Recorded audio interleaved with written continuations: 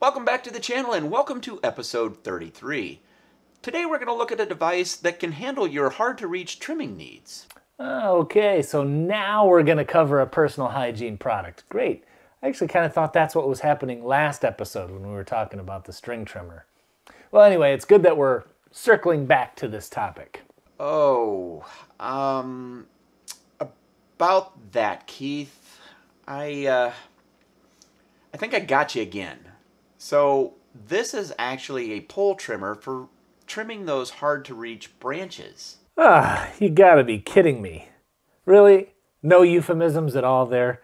I'm on the verge of buying one of these personal hygiene products myself and then just doing the review on my own. What do you think, Nessa?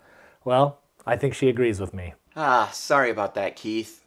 But remember, if you do go out and get one of those trimmers and you use it, make sure you use the blur effect for any sensitive areas. We want to keep this a family show. As for the Fiskars pole tree trimmer, it's actually a really cool device for trimming those hard-to-reach branches. Yeah, will do on that blur effect. I'm unlike Nessa. I'm all on board with making this a family-friendly show. So let's move on to the tree trimmer from Fiskars. What makes this such a great product? Great question. It has an integrated set of loppers like you'd use on handheld tools that are activated through a rope that allows you to utilize it in the standard position at about 7 feet of extension all the way up to 14 feet of extension. As well, it has a saw blade that allows you to saw larger branches, again in that 7 to 14 foot range. Finally, it's the construction. It's very lightweight, which makes it easy to handle. Wow, 14 feet. That's a lot. That's impressive. I can see why it being very lightweight becomes a very important feature at that point, right? When you're fully extended out to 14 feet. So now I have to ask, like, how easy is it actually to do the extension from 7 to 14 feet? It does take a little bit of effort, but it's not unreasonable. So there is a locking clip that you must unlock, and then that allows you to slide, once you're holding down the release lever, allows you to slide that extension arm out to the desired length, and it does have natural stopping points. Once you reach the stopping point that you want for the desired length, you then just use that lock to relock the device to that current height, and you can go back to using it again. Okay, yeah, I mean, looking at that in the video, it seems easy enough, right?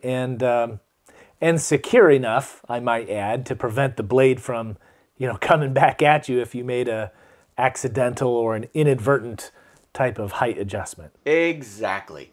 So you want that pole to stay in the position you've selected until you're ready to intentionally change its position to avoid the risk of injury from that blade.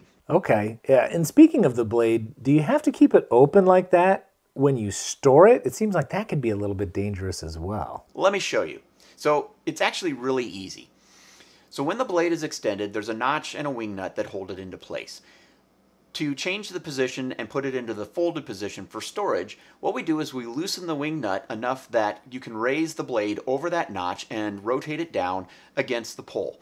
And then once you've got that in position to be stored, you just tighten the wing nut again and it's ready to be stored that way. Okay, yeah, I think I'm following you. That does look pretty easy. When you're done trimming, you just loosen the wing nut and move it back into the storage position and tighten it back up again. So I don't know if this is the official way to store the device, but I find it works really well.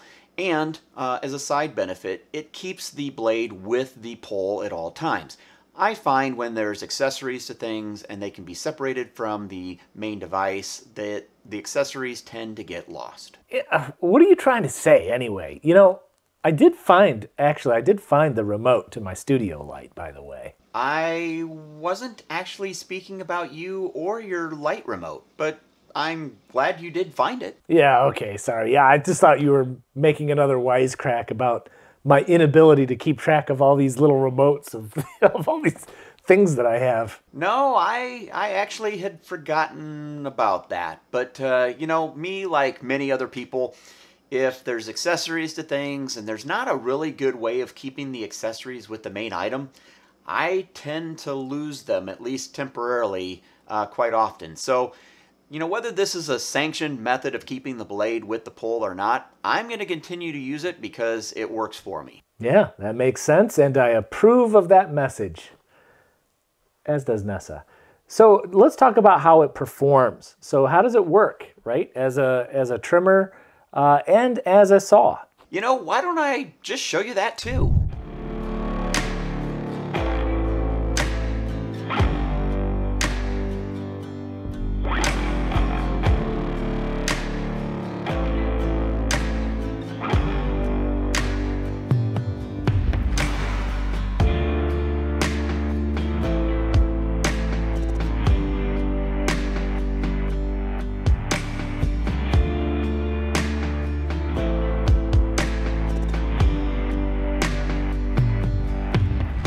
So as you can see, this device works pretty darn well at both tasks. Yeah, that did appear to be the case.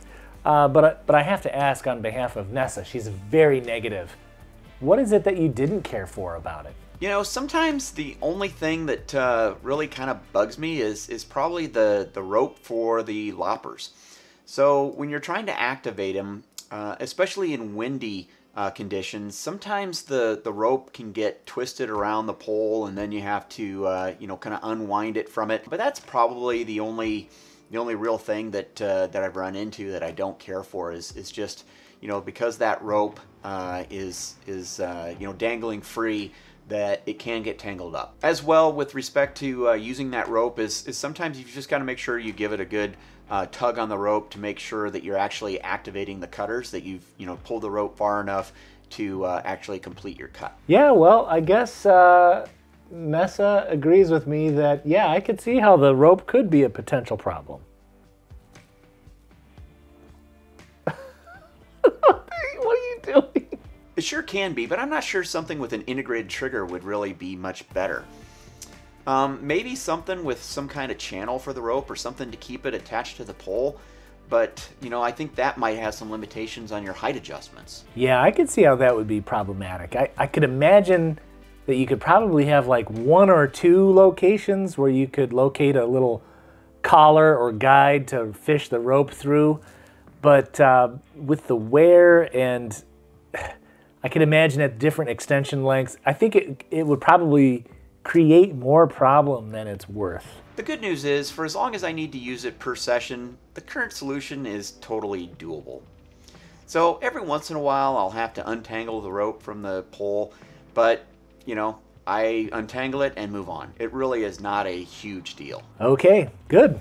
So I have to ask, do you recommend this product for our viewers? I do. It's lightweight and yet strong, very easy to handle, and for the roughly $55 or so that it is running today, I think it represents a good value. Yeah, good. 55 bucks or so? Yeah, that's good. I would say for 14 feet worth of reach, that's a good price. Speaking of reach, I believe that we've reached the end of our episode. Holy cow, Keith. I can't believe we reached almost to the end of the episode without a bad dad pun.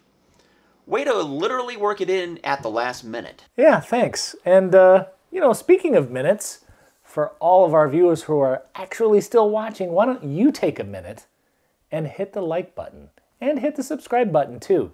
Please, it really actually does help us out. Did I miss something where we declared this the bad pun speed round? No, I just had some pent up that I just had to let out. Okay, well, I guess as long as you're getting it out of your system.